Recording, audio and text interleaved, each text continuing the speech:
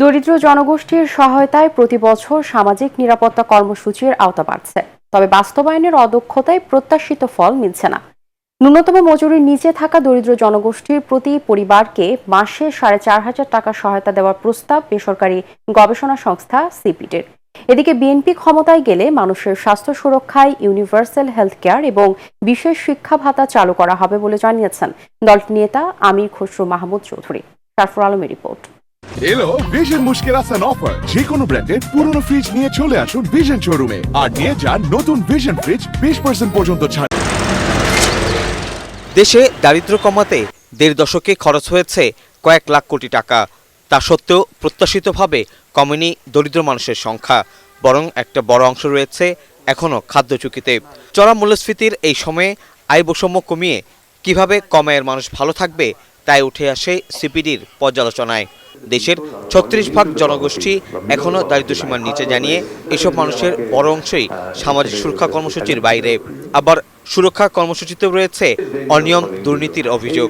তাই ন্যূনতম মজুরির নিচে থাকা খানাগুলোকে প্রতি মাসে 4,550 টাকা করে দেওয়ার প্রস্তাব সিপিডির। যদি আমি রেডিমেড গার্মেন্টসের কথা বলি, এটাতে যদি একজন যে মিনিমাম ওয়েজটা আছে, যদি পরিবারে যদি 4 জন থাকেন, এটা আমাদের বাংলাদেশেরই আমাদের পভার্টি লাইনের নিচে। আমরা এই মিনিমাম গ্যারান্টিড ইনকামটা আমাদের জনগণকে দিতে পারি এবং জনকল্যাণমুখী একটা রাষ্ট্রের একটা মূল উপাদান কিন্তু সেটা হতে হবে। আজকে আপনারা যেভাবে রিফর্মস কমিশন গুলো করছেন সবাইকে নিয়ে, ওইভাবে আমাদের পলিটিশিয়ানটাকে ইনভলভ করতে হবে। এখানে পলিটিশিয়ানটাকে ইনভলভ করতে হবে, এই জন্য এটা কিন্তু মাস লেভেলে চলে যাবে এবং এটা কিন্তু একটা অফকোর্স একটা পলিটিক্যাল মাইলেজও আছে।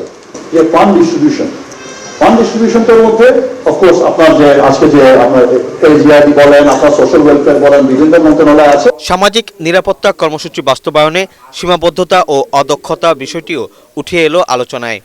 তাদের মতে একই ব্যক্তি যেমন একাধিক সুবিধা পাচ্ছেন, আবার অনেকে সুবিধা পাওয়ার উপযোগী হোক তা পাচ্ছে না।